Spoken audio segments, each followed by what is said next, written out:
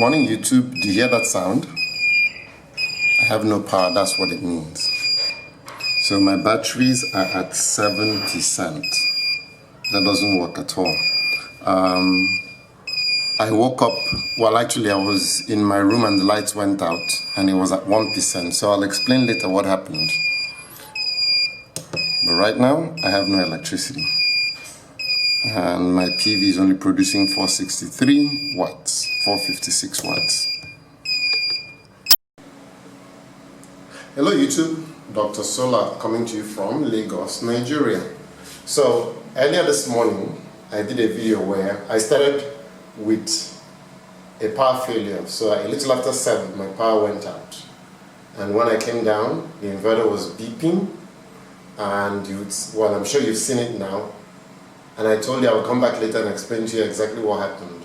But before I do, some people had asked me questions, and this is something I used to do at the beginning that I stopped, giving a little bit of a history, while telling you a little bit of what I have. So let me do that first, and then I'll go back to explaining what happened. So here is my Deye 5 kilowatt inverter, and I have 2 strings of solar panels on my Deye 5 kilowatt inverter. So I have one string that has 9 250 watt panels connected in series.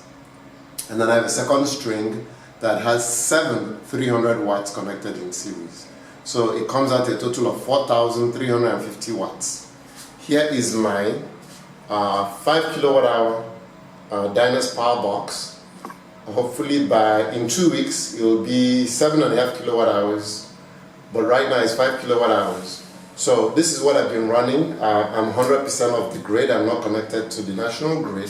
It's very unreliable, and you know what, it didn't make any sense paying money for service I didn't receive. So I've been off the grid for almost 5 years now. I think since 2016, 4 years. 2016. I've not paid an electric bill since then. Now, after I did my last video, I felt like Hoovies. I don't know how many of you watch Hoovies Garage. He labels himself the dumbest automotive channel in YouTube. And the reason he calls himself that is because he finds a way to buy cars that he winds up spending more money and then sells them for less.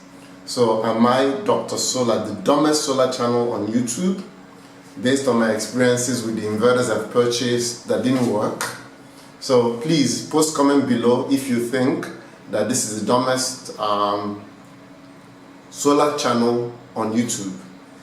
You could also post a comment if you think that I'm pretty smart, which will make me smile, and the experimentation I'm going through is like going to school and getting, paying school fees, the damage I do in the process, and all what I break or all what fails is a nice way of, paying school fees to attend school, but instead of going to a school, I'm doing it in real life.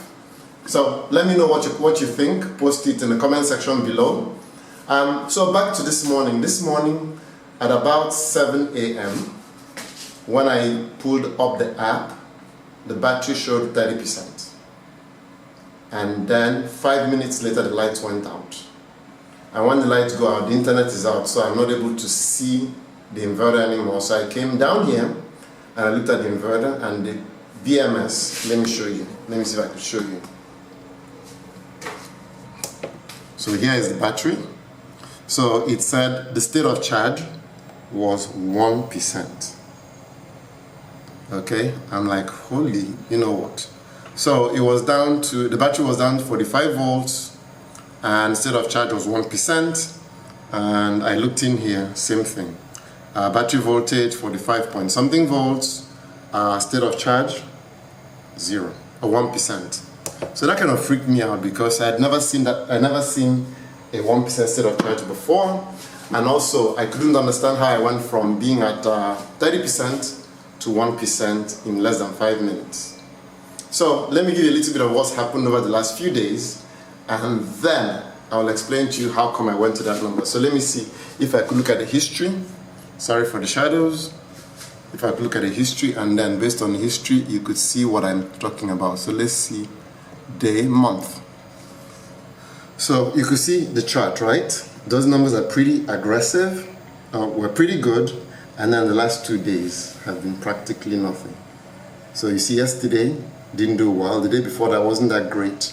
So I went 3 days in a row where I wasn't able to charge my batteries fully, but I continued to cook, use my air fryer, thinking that, I've had, the last time we had any rain was on July 8th, and even though it gets cloudy, the sun will eventually come out, and because I have big enough an array, it will fill up my batteries. Well, that did not happen. 3 days back to back with cloud, me pulling aggressively more out of the batteries than I ordinarily would, and this morning the battery just went off.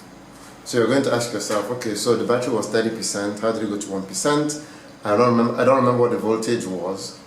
Yeah, the voltage was 45. So let me tell you one of the things I learned about lithium batteries over time. They have something called a knee. Yes, a knee like you have on your leg, between your ankle and your hip bone, a knee. And what the knee is where they get to and they suddenly collapse. So unlike a lead acid battery, when it discharges, you could see the voltage start to drop. Lithium batteries do not do that. LiFePO4 batteries would kind of mimic lead acid batteries just a little bit, but they do maintain voltage for longer periods of time, and they don't suffer the collapse a lead acid battery would. However, having said that, they will maintain voltage, then get to the point where there's no more capacity, and the voltage just goes away and the battery goes away. So that's what I experienced. I experienced the knee, there was no more capacity, and the battery just went away. Now the part that troubled me was that at 45 volts it was showing 30%, which I don't think was correct. Had it shown the proper percentage, something like 20%, the inverter would have shut itself, would have stopped powering the house, and then waited till the sun charged the batteries back to whatever the settings were, and then the system will resume. The system will start to power the house again. So let me show you the settings I'm talking about. So escape, go into the settings menu. Let me do this. So battery settings.